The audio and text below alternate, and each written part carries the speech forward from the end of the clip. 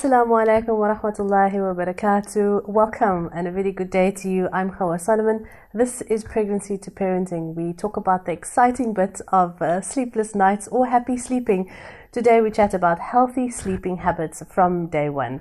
And if you might be having a little problem with your 2-year-old or your 4-year-old still sharing your bed, unfortunately you just have to wait for that show in a little bit later on shows to come. Please do comment on our Pregnancy to Parenting page, and we will definitely add that to the production content, and you'll see it in shows to follow.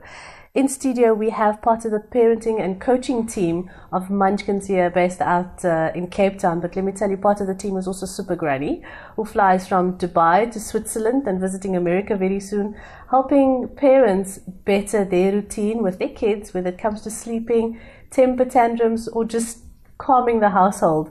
And that is all about Munchkins. But we'll find out more about that in a minute. In studio, we have occupational therapist and part of the team, parenting coach, and specializing in supporting parents of premature babies. So welcome, Celeste Rushby, to the studios of Cape Town, Pregnancy to Parenting. Thank you so much. Hope you're well. Thanks for having me. So today, a big decision on where to sleep, how to sleep. I didn't think that it was so much of a discussion, but it is. If you want some peaceful night and hopefully not sleep deprived mom and dad. Today, sleeping deprived is going to be a topic of discussion, so that's a little bit later. Viewers must stay tuned for that. But let's talk about Munchkins firstly, the organization you're part of and the work that you guys do. Well, we focus on family dynamics and really creating strong bonds and a sense of respect for parents, which has been lost quite recently, and giving parents tools on how to create peace in the home and create a positive family dynamic again. So we do home visits where we come in for 3 hours, and we get those behaviors sorted out. While we're there, in those 3 hours, we cover everything. Either that, or we do short consultations where we talk through it and hope that the parents get it right themselves. But it's everything from helping with babies, sleep training and routines and diet, and going up to tantrums of toddlers, to the attitudes of the 4s and 5s and the teenagers throwing tantrums still because they weren't sorted out when they were young. And so we work on all of the different areas of childhood. This must be hard work. Parenting is hard work. Nobody gives you the actual manual. I believe you guys have also put some books together, and you have Super Granny flying around helping moms and dads as well? Yes. Online we have books that you can take a look at, and you can order, and we've got incentive charts and things like that. Or if you're in Cape Town or anywhere near Super Granny, then you can get us in for a home visit and we can give you the books directly as well. Great stuff, because I know I ordered mine online, and that you can do very easily as well. Yes. It's one of the books, Raising Happy, Healthy Children, and you can get that online at munchkins.me. Munchkins.me. Okay. So let's discuss the topic of discussion today.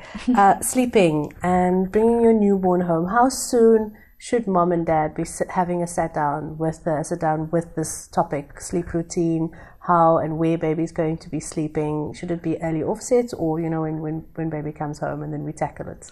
Well, the problem that a lot of parents make this mistake, that during their pregnancy, especially the first pregnancy, they read absolutely everything about pregnancy and they forget to actually prepare for when the baby's born and what happens when the baby comes home.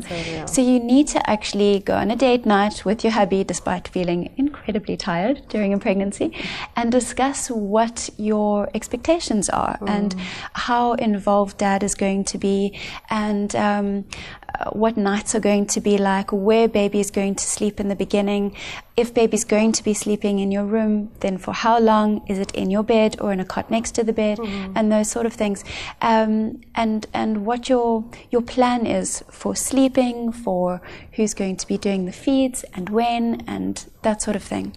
Okay, so you should have an agenda, because that sounds like a long list of things that could happen and could possibly not happen as well. Yes, communication is incredibly important beforehand. So we need to sit with this, not your pregnancy guide, but also bringing her baby home guide. Absolutely. And sleeping guide. All right. So early on, 7, 8, 9 months already?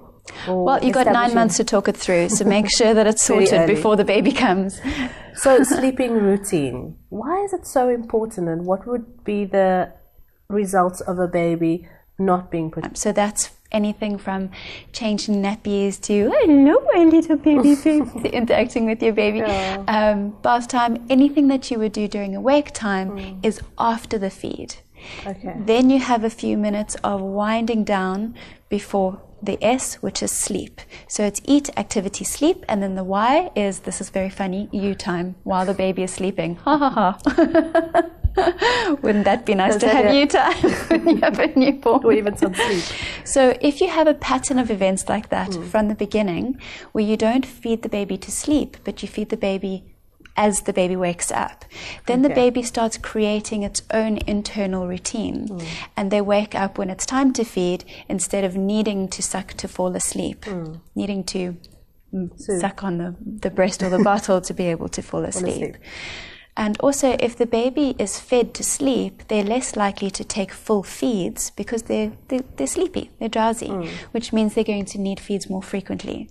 Whereas if you feed baby as they wake up, then they are wide awake, they've had a good sleep, and now they can really go for it and drink it all. Okay, so that's important, why sleeping routine must happen. But you also reiterate that, in your opinion, you discourage the one-size-fits-all sleeping routine. Please elaborate on that. Well, you see, some babies have discomfort, and especially preemies that are very prone to they have an immature gut, so they can be very colicky and have reflux, and they don't digest as well as a full-term baby would, and some full-term babies have issues with reflux and just a lot of discomfort. So in that case, you need to break the rules. If your baby is uncomfortable, if a baby's teething or sick, you need to break the rules. You need to do whatever that baby needs, hold them as long as they need, wear them all the time, whatever. And then once they are over the illness, then you're going to have to start all over again. But if that's what your baby needs because of discomfort, then you're just going to have to do what you have to do. However, don't tell yourself that your baby's colicky or whatever when you're just actually making excuses for little moans and whims. Babies cry because that's how they communicate. They don't have words. It doesn't mean they're uncomfortable. They're just trying to tell you something. And so the more you have a sequence of events, the EASY, the more you learn to pick up, when my baby cries like this, it's because of this, because this is the sequence of events. So if you constantly, every time your baby goes, you stick the bottle or the breast in the baby's mouth, then you're never going to know what the baby's actually trying to tell you. Now, looking at the correct advice to take when you're choosing, a sleeping routine. There's lots of information there. There's granny's advice, there's mommies telling you what worked for them, and other mommies as well, what has worked for them. Choosing the correct advice, how does one feel most comfortable? How do you choose the one that's most comfortable for you and that you feel comfortable with? Well, you've got to look at quite a few things. Look at science, firstly,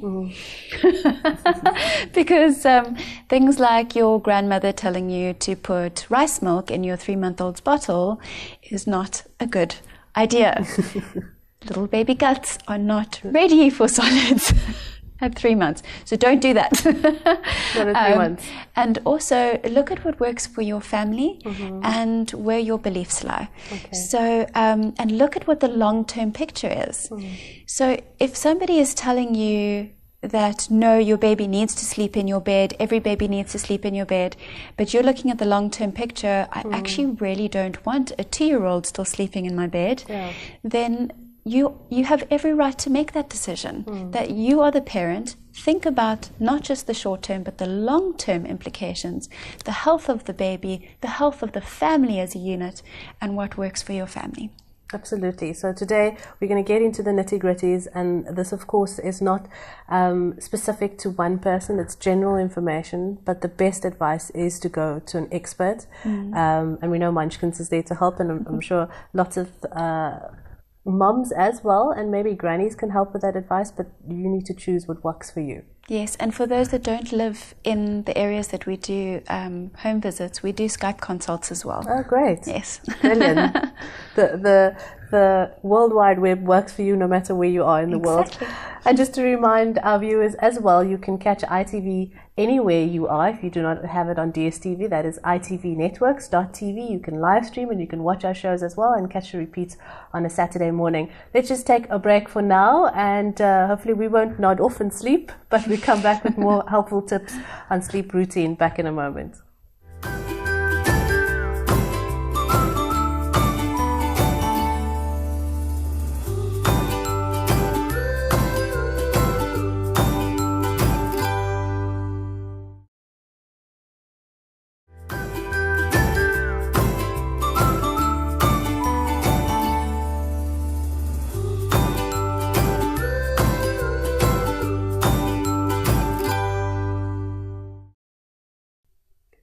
Assalamu alaikum wa rahmatullahi wa barakatuh. Welcome back. This is Pregnancy to Parenting. I'm Hawa Solomon, and with me is our parenting coach and occupational therapist, part of the Munchkins parenting coach team. And yes, as I mentioned earlier, you can find them on the World Wide Web, munchkins.me. They've also got a Facebook page. Join them now and see about the great work that they do. They've got some helpful hints as well. There's some wonderful recipes that I've touched on and stolen as well. So please visit their website. So today we're talking about healthy sleeping habits from day one. How do we even think that this is possible? It is with a great expert, personalized sleeping routine, and also understanding what you and your family, taking in consideration that you and your hubby has spoken about this. So Celeste, before that, we established the importance of routine, having, in mind that this needs to be discussed. Also, another issue is the environment. A lot of stress happens when mom brings baby home and there's too much noise, or we need to be quiet. This is what needs to happen around baby when baby is sleeping, or even not. So please talk to us about the sort of environment for a new baby. Okay, well, if you think about what the baby experiences in the womb, it's quite a shock to the system to come out into the world. Okay. In the womb, they hear as much as you would sitting at the bottom of the pool. So it's quite muffled and kind of noises. And when you're suddenly going, it's a baby! It doesn't feel very sorry nice. About that, viewers. That was what it was meant to be, like a shock. Okay. So it does not feel pleasant for a baby to have loud noises, sudden noises. Also, in the womb is very muffled, sort of, hazy redness that they see the whole time. Okay. A deep sort of pinky red sort of color. Okay. Whereas if they come out and they start seeing bright stripes and polka dots and cuddly eyeballs all over their bed from the little teddies and things staring at them, it's very, very stimulating. Okay. So the best thing you can do is try and picture what it's like in the womb and create that as much as possible just for the first few weeks to help the baby to desensitize. So getting a white noise CD works really nicely. If you don't want to spend that money, you can download it for free off the internet. There's loads and loads on the internet of white noise that you can just copy, and you can play that for your baby, because that's more what the baby was hearing, a sort of whoosh, whoosh, whoosh from your blood rushing around your baby and the sound like of your heartbeat. Well, it's more like a hairdryer, actually. Oh. Yeah. That's why some babies find hairdryers calming. Hairdryers and vacuum cleaners in the next room helps them to actually sleep, because for newborns, because it just makes everything just drowns out the sudden noises. Okay. Yeah. And then trying to keep the room nice and dark. You don't have to black out. I know a lot of people go out and try and find blackout curtains. Yeah. It just there needs to be a difference between sleep time and not a sleep time. Okay. And don't make it black and white, but just dim light and just the curtains closed when it's time to sleep. Okay. So also when you decorate the baby's room, keep the decorations aside in the cupboard for when they're about 12 weeks old and they've got a good sleep associations and their sleep patterns are more developed, because before that they get very distracted, and a mobile above the bed is the same as putting strobe light in front of an adult's face and telling them to sleep, sleep, sleep, sleep. It doesn't work so well. It's just, they might be quiet, but it's because they're staring and just can't actually look away. So they're not sleeping, and they're not sleeping well. Also, don't have any toys in the cot except for the one little sleep association object, which we'll talk about in a minute. And don't have candy stripes or polka dots or anything with bright contrasting colors in or around the cot. Once they're about 12 months old, you can bring out all the cute wall stickers and things like that. But until then, nice and neutral. I know, it's very exciting. Yes. To get all those bright colors out. Thank you so much, Celeste, for that. Now, looking at how much sleep baby is meant to get, please take us through the sort of duration, the time, because they could go on for hours, and fear, what's happening with baby. But what is the correct sleep cycle and the duration of sleep? Well, I've got a little drawing here for you to understand what a sleep cycle looks like. Now, this is the light sleep phase, and it goes into the deep sleep and then light sleep again. Now, one sleep cycle is about 45 minutes to an hour long for baby and adult alike. Now, whatever it is over here that helps the baby go into the deep sleep is what baby's going to need here again to link the next sleep cycle. And it's important that they do link sleep cycles. Now, if it is that mum's breast that helps them to fall asleep here, then they're going to be waking frequently, because that's not something they can find by themselves nearby. So that's why we want to use sleep association objects that they can find themselves. So if you can use, I'm a big fan of dummies, because babies need to suck. There's no doubt about it. Babies need to suck. It helps them to calm down. It helps them to soothe. It helps them to feel safe. They even do it in the womb. So they can only actually find their fingers and keep them in that position when they're about 4 months old. 4 to 5 months old, can they actually say, I need to suck, put my hand to my mouth and keep it there. You'll find as newborns that they might accidentally find their hands because you put them close by and they suck a bit, but they can't control to keep them there, and they get upset because their hands are gone again. So the reason I like dummies is because you can put it there and keep it there. And also from about 4 months, then you use a dummy clip and teach them how to find it themselves and put it in themselves. You don't put the dummy in, you put it in their hands and put it in their mouth. Then from 10 months, dummy is only for sleeping, strictly only for sleeping, day and night sleeps, but only for sleeps. And that way, when they're 2.5, it's easy to get rid of. So you don't have a 4-year-old still running around, dummy in the mouth. So you also need, besides something to suck on, your baby needs a sleep association object. So something that's easy for the baby to find.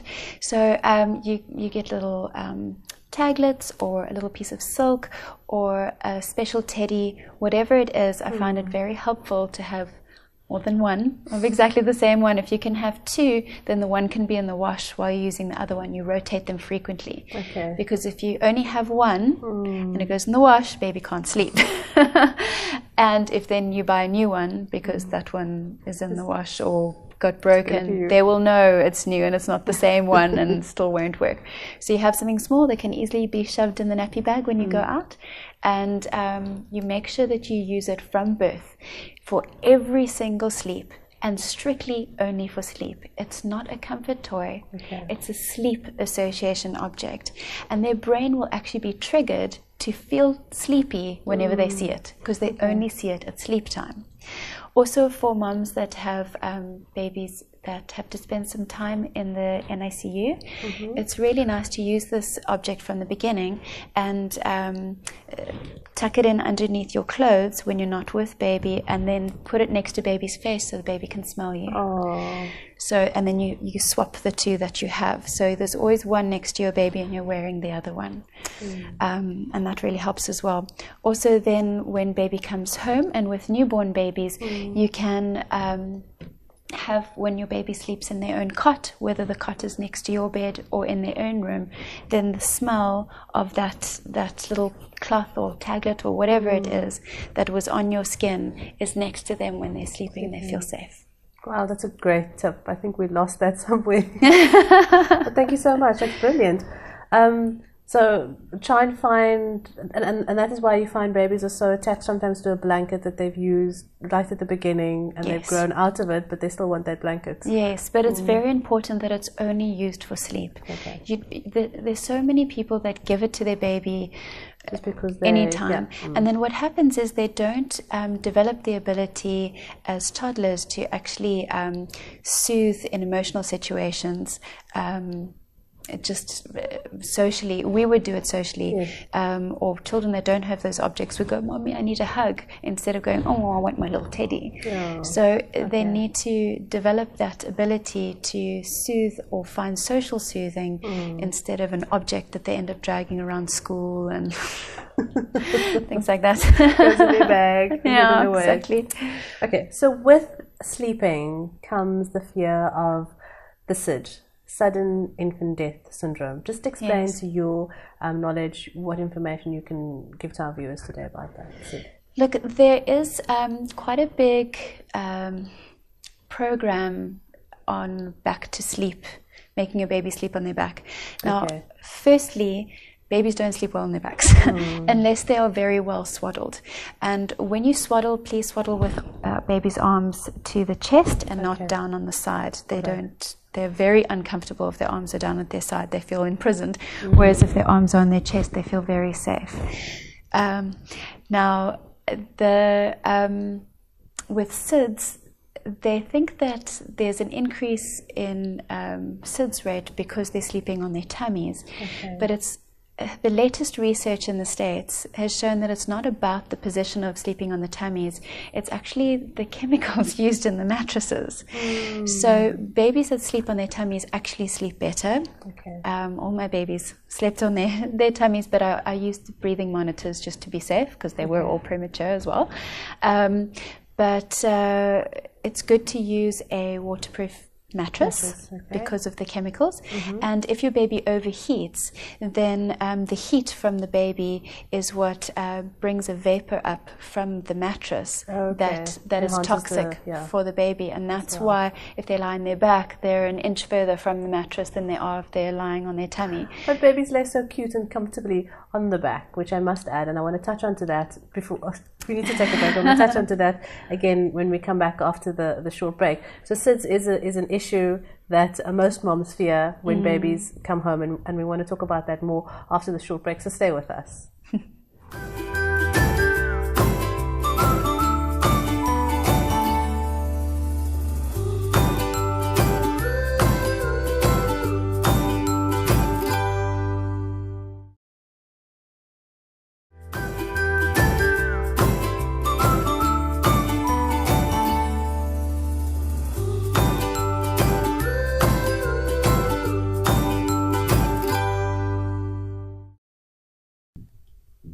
Assalamu alaikum, welcome back. A very good day to you. Thank you so much for joining us and staying with us. Please do follow our Facebook page called Pregnancy to Parenting. Don't forget to place your comment, questions and queries, and we'll definitely add that to our production of the show. A long journey we have to go. Baby's just been born, taking baby home, getting through sleeping, routine, breastfeeding. Lots of fun to have a little one at home with you, and the siblings enjoying, the family enjoying, but we need to know the dynamics and the specifics as well with some of the challenges. And today we discuss healthy sleeping habits from day one. In studio we have occupational therapist and parenting coach from the Munchkins team, and you can find them on www.munchkins.me. Some great reads also and books that they have available, so get your copy now. Today, at least just before the break, we were discussing SIDS, a big topic of discussion when it comes to baby sleeping, how baby sleeps, where baby sleeps, and having the monitors and all those goodies with. So Celeste, just before the break, touched on SIDS. But my correction, I said baby sleeps most comfortably on their backs. No, that's not what I meant. They actually sleep most comfortably on their tummies, and that is a problem when it comes to SIDS, because that's the fear. And yet you've mentioned the other things, because I haven't, and we were chatting earlier on before the show also, when you put something over the baby's face, they immediately try they try and move it out of the way. Suffocation is not the cause of SIDS. They don't. If you put a cloth over your baby's face just to see their reaction, they immediately pull away. So if you see the babies in ICU, they always put the babies on their tummies because they sleep better. You just need to tuck their knees in together, not frog legs going out. So they're in fetal position, because that's what it feels like in the womb. They're in fetal position. It also, in that position, brings gravity from the front instead of the back, which makes them feel safer, which is why babies often feel very comfortable if you lie them across your forearm with their heads here and their little hold their legs like that. But look, if you don't feel comfortable with putting your baby on your tummy, by all means, don't do it then. Rather do what you feel comfortable with. All I'm saying is, personally, my babies all slept on their tummies, and I used breathing monitors just as a backup plan. But and you can hire them. You can borrow them from somebody. You just need for a few months. Get them secondhand. Lots of gadgets out there to help you put that fear to rest as well. All right, so SIDS spoken about, on the shelf. If you'd like more information, please Google it. But I wanted to bring it up because it's associated to sleeping. Looking at how you're putting baby to sleep. There's this new, which I've learned only on my later kids, of swaddling, and how to swaddle and how comfortable that is for baby, because it's like they're in the womb. So talk to us about the swaddling you mentioned earlier. If your baby sleeps on the back, and you're going to be changing positions all the time, but if they're sleeping on their backs, they need to be swaddled. They're very uncomfortable if they're lying spatchcock chicken style on their backs. They feel insecure. They can't actually bring their arms to the center and feel safe. So you need to position them with a blanket to do that. So to swaddle them, you can either use a swaddling blanket or a really nice big blanket that's wide on the sides. So you cross from the top of the shoulder, over the shoulder, down, and tuck it in under the opposite hip. And then do the same on the other side, but make sure that the hands are against the chest and not down at the sides. And if their hands are touching their face, it will make them feel safer.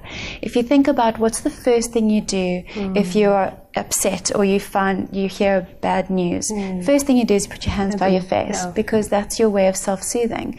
So allow your baby to have their hands near their face, and you're going, but he keeps pulling his dummy out. Then you're not swaddling tight enough. Keep those hands or still. You can just put it slightly lower down, but make sure that he can touch his face, and you'll feel so much safer like that.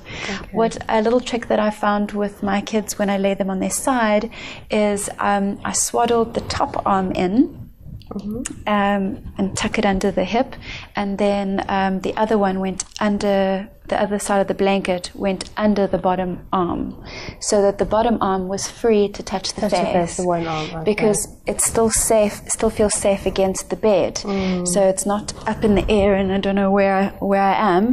They still feel safe, and then they're swaddled like that with their one hand free. And they feel nice and comfy. You do it perfectly as well. So the viewers didn't get that, that's exactly how you showed it. There's a nice picture of some aids and additional,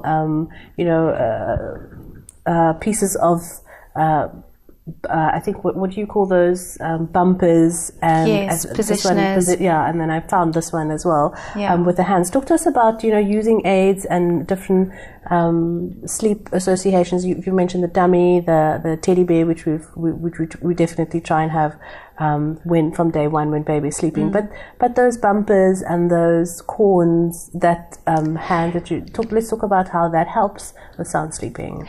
Look, you want your baby to be in fetal position. That's the key. So there's many different aids that you can use, and a little bit of weight on them feels very nice as well. You get little weighted blankets for babies. If you have a particularly colicky baby or baby that doesn't sleep very well, the weighted blankets work very nicely. Or you can just get those bean bags that you warm up in the microwave, but don't warm them up in the microwave, please. But use that as a little bit of, so it's the weight that your rested hand would feel like on the baby. Yeah. So that picture that you showed a minute ago with those little hands, those are actually filled with little beads inside. So it's slightly weighted and helps to position the baby. You also get positioning snakes, which also nice and heavy inside, and also helps to position the baby. So if you think about what your baby felt in the womb, not only were they in fetal position, but they felt an even pressure around them, which is what the weighted blanket is like. And also, if they straightened their legs or straightened their arms, they felt a boundary. So if you put your baby in the middle of the cot, your baby's more likely to feel insecure. Whereas if you put your baby at the bottom of the cot, feet touching the bottom of the cot, and then the nesting little things that you use, you can put on the sides of your baby, so that your baby feels like there's boundaries around. Not firm boundaries that can't be moved, because that's not what the womb was like. You know what it feels like with that kicking inside of you. I could push, there's the boundary, and bring it back again. I could kick, there it is, and bring it back again. Flexible. Yeah, so it feels safe like that. You can also make your own nest for your newborn, where you just roll up some towels. You make an arch on the top, and you make an arch at the bottom, so that it makes an oval around your baby, and then you just put a baby receiving blanket over that, and then that'll keep your baby in a nice little cozy nest. And you can use a towel or lots of blankets that you have yourself. So yes, just put a receiving blanket over that, so that it's nice and soft. Yeah, because towels tend to be a little harsh. All right, so let's run through a typical day in the life of a newborn and mom, and some of the sort of challenges that she would need to have to cope with, and how she could possibly get through them. Look, don't expect to sleep. You have a newborn. No, it is. Unfortunately, it's just sleep deprivation just is part and parcel in the beginning stages, but it should not continue long term. So in the beginning, your baby's going to need frequent feeds and frequent nappy changes, and you read those lovely nappies that say that you can use one nappy right through the night. It's great when your baby's a few weeks older, but newborns, unfortunately, you've got to change the nappy more frequently, because they get uncomfortable more easily, because they're not used to this whole anything's touching me other than lovely, warm fluid around me. So they're getting used to different textures, and so to create a good sleep association in the beginning, look, for the first 4 to 6 weeks, wing it. You can hold your baby on your chest as much as possible. Wear them in a little pouch or a sling, as close to you as possible. If you want your baby to sleep on you, that's fine. But just try and create that good pattern of events, and use the sleep association object from the start, even if your baby is on you. Then make sure that from about 4 to 6 weeks, you start working more on getting your baby to fall asleep outside of your arms. So you allow a baby to, whether it's rocking or dummy or whatever it is, in your arms, cuddles and snuggles to help your baby to get into a drowsy state. Whatever it takes, you do that, but then you put your baby down before they're actually asleep. And you do a little bit of rhythmic, gentle patting. Not dig, dig, dig, dig, dig, dig, dig, dig. That's not what the heartbeat felt like. So you do a little rhythmic tap on the bum or on the back. Most babies prefer the bum, but see what works for your baby. You'll pick that's rocking almost when you do it on the bum. Yeah, it's just showing, it's just giving a little bit of rhythmic. I'm still here, it's okay. Dummy, if baby niggles, don't pick them up. Rather give the dummy. What I found really useful is, next to the cot, you have a little lid of a bottle that you've sterilized, whatever I don't know, juice bottle or water bottle or whatever, that next to the bed, and you have a little bit of gripe water in there or some glycerine, whatever your baby prefers. And if your baby's niggling and not taking the dummy, just dip it quickly and pop it in, and they'll go, and then that really helped for me with the colicky baby. Yes, and just make sure you wash that out every day. And with babies, you're going to have to sterilize it quite regularly. Okay. So tapping baby. Yes, and then you just pat. Make sure the dummy's there, and dummy on the other side. Keep patting slowly, and only if they cry, then you pick them up.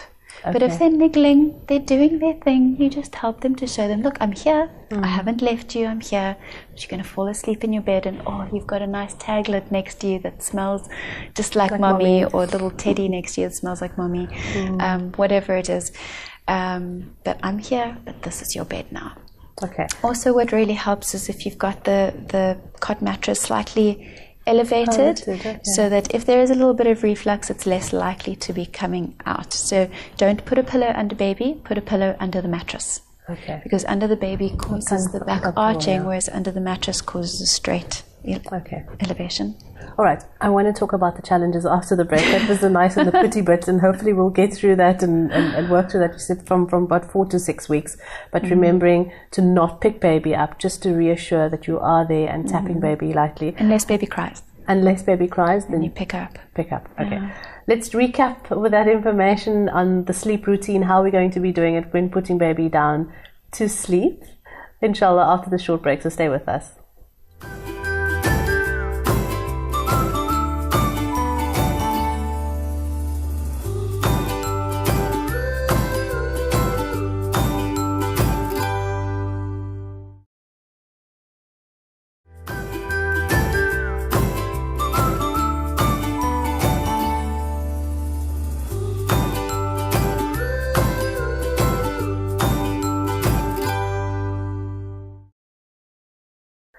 Assalamu alaikum, very good day to you. Welcome back to our last segment. We're having so much fun. I think we definitely have to go into part 2 of healthy sleeping habits from day 1.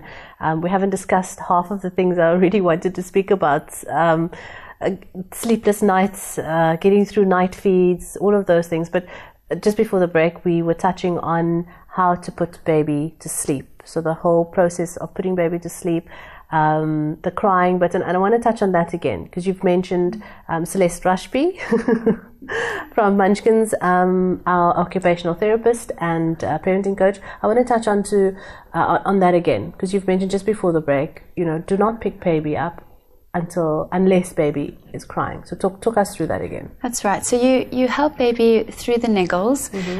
That's just baby going, no, wait, no, this is what, hang on, what's going on? And just communicating that they're not quite sure what's happening here. And it's only when they cry that you go, okay, no shame. Okay, pick baby up and hold them tight and until they feel calm again, but not asleep, but calm again, put them down again and pat nice and slow, rhythmically, dummy in, dip the dummy, put it in, dip the dummy, put it in, pat, and you help them to soothe in the cot with their sleep association nearby. And then if they cry, pick them up again, and you just do this over and over and over. But you don't do that from birth. You help them to lie in their cots whenever you can, to fall asleep in their cots every now and then. But it's totally fine for your baby to sleep on your chest, to sleep in a carrier for the first 4 to 6 weeks. They're busy trying to make that transition from the womb to the world. So they need a lot of listening to mommy's heartbeat, skin-to-skin contact, and feeling that movement on mommy's chest and things like that, and then slowly transitioning to, now this is my new sleep place. And it's fine, it's not going to traumatize your baby. It's a slow transition, and you're helping baby to make that transition. And it's okay to let go. It's okay. Baby feels so much better when your baby learns to self-soothe. Then your baby gets more sleep. It's not just you that gets more sleep. So don't think you're doing yourself a favor only. It's really good for your baby as well. That sleep cycle that I was busy explaining, in the deep sleep phase is where they're actually consolidating what they've learned that day. They're creating myelin sheaths, and they're actually getting clear clever when they go into the deep sleep phase and they're linking their sleep cycle. And during the REM sleep phase is where they create their emotional intelligence, where they go through what they've emotionally experienced during the day, they process it, and it helps them to be able to cope with it better the next time it happens. So they need to have good deep sleeps and to link their sleep cycles. Cat naps are not good for babies. Okay. It's not just irritating for you. It's actually bad for babies as well. That wasn't even a question I was going to ask. Let's look at what baby's going through when baby is sleeping. So understanding, those different stages of sleepless, the different stages of sleeping rather, that the baby is going through is actually working and being, processing and giving baby more intelligence and empowering and being better baby. It's really good for your baby's development to sleep. It's also good for your baby's immune system to sleep. Wow, okay. An ability to concentrate and take in more information. Yeah, and to go through that stages of the sleep. To have nice deep sleeps and link sleep cycles. It's very important. If you find that what put baby to sleep is that vacuum cleaner or the hairdryer on in the next room, should you be? I know I'm popping this, and should you be encouraging that? In the first 2 or 3 weeks, if nothing else works, then you do what you've got to do, because your baby's trying to get used to this new world. If you have a preemie baby, it's going to take a little bit longer, because the baby is probably supposed to still be in your tummy, they come out and their neurological system isn't ready for all this stuff around them, so much sensory input. So you do what you need to do, but it's definitely easier having it on a CD that you can just put on. Just put on and off, and you can make a copy for the car if you need to, or if you're going to go to Granny's house for the afternoon, then it makes your life a little bit easier if it's mobile and not a vacuum cleaner that you have to take with you. Okay, hopefully it's not that bad. But the important things are that, trying to recap and remembering is that sleep association object, whether it is the teddy or the taglets, and not a whole lot of them in the cot, just one specific thing.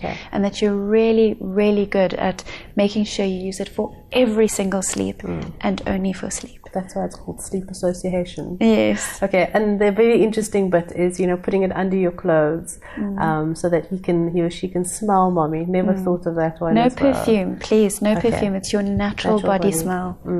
Okay, you don't put hopefully any perfumes on your tummy, so that's the place to keep it at. Something that always fascinates me is babies' cries, and when mommy needs to understand or know what baby is crying for. So often they do, and dad gets kind of left out. It's like knowing what is wrong with this. I don't know what's wrong with baby. Is he tired? Is he sleepy? I'm not sure. So just explain that sort of experience with both mom and dad, and knowing baby's different cries and niggles and what is needed at the time.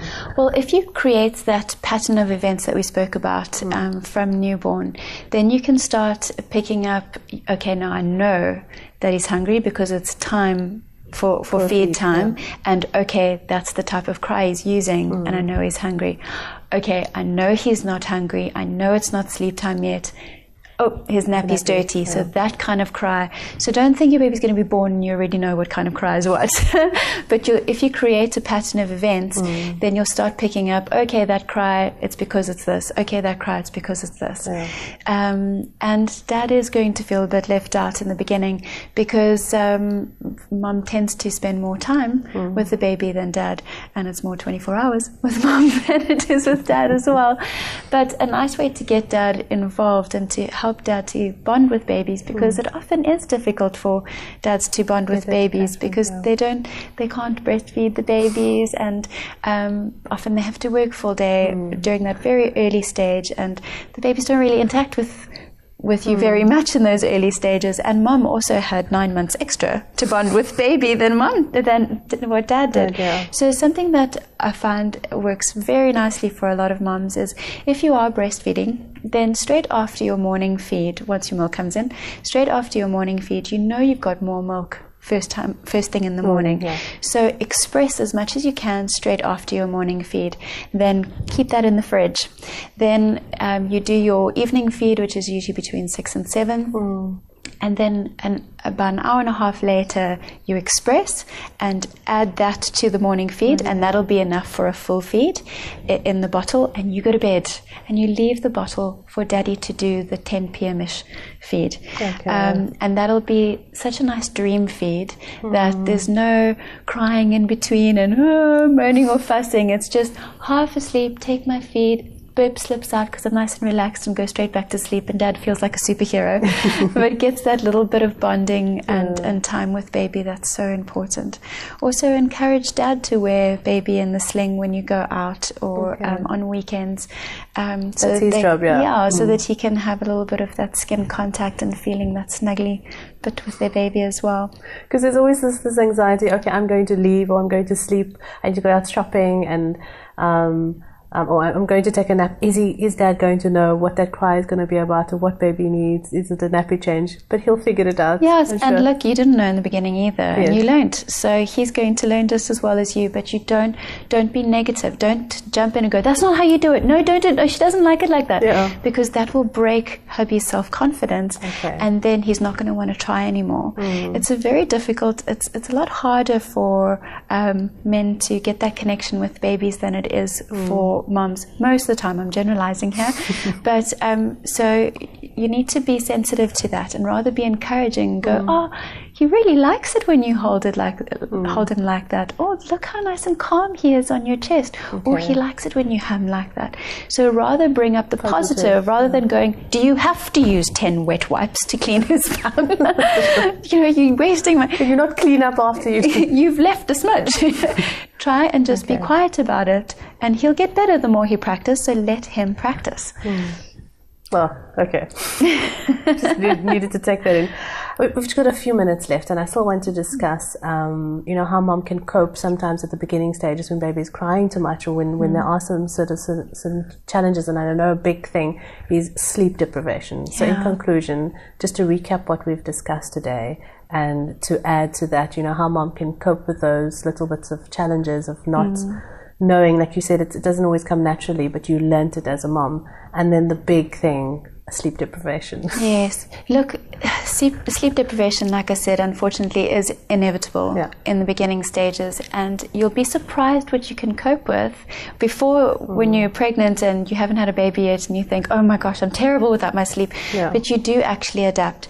Saying that, sleep deprivation can make you more irritable. It can make you more snappy with your husband and edgy. It can also make you more prone to be to have a bit of a hormonal flip. You don't cope with hormonal changes very well. So just be sensitive to that, and speak to your husband beforehand if you can about how this is going to happen and how to be supportive rather than judgmental. Oh, you're just being hormonal. Oh, you just go have a nap. You just, try and be sensitive about it instead of judgmental. And then whenever you can, leave the dishes and go grab a nap quickly when your baby's having a nap. The dishes, you know what? If you've managed to get through 3 of them by the end of the day when you have a newborn, it's been a successful day. If you're still in your slippers and your pajamas and you haven't washed your hair for 3 days, it's okay. Nobody's judging you. Just don't let any judgmental people in your home. But just don't be so hard on yourself. It is a lot of work in the beginning, but it gets easier and it gets so much more fun. It really does. Unfortunately, that's exactly where we have to leave it. A brilliant way to end it well. But I know lots more to talk about when it comes to sleep routine, and like I mentioned, the night feeds and reducing and also mom and dad getting too attached to baby and trying to let go. Lots of things to chat about when it comes to sleeping. So thank you so much, Celeste, for your time. We definitely will be seeing you soon, because lots more to talk about. All the best with your little ones at home, and hope you enjoy the rest of your day. But thank you so much, and goodbye for now. Bye. That was Celeste Rashby from Munchkins, and you can find them on www.munchkins.co.za. munchkins.me for some personalized information when it comes to sleep training and temper tantrums. But we'll be having Celeste on again soon. But thank you so much to you for staying with us. Please do join us again the next time as we chat about sleep routine and healthy habits for sleep, a good sleeping pattern for your loved ones, and those little ones as well. From myself, Hawa Solomon, a very good day to you, and goodbye for now.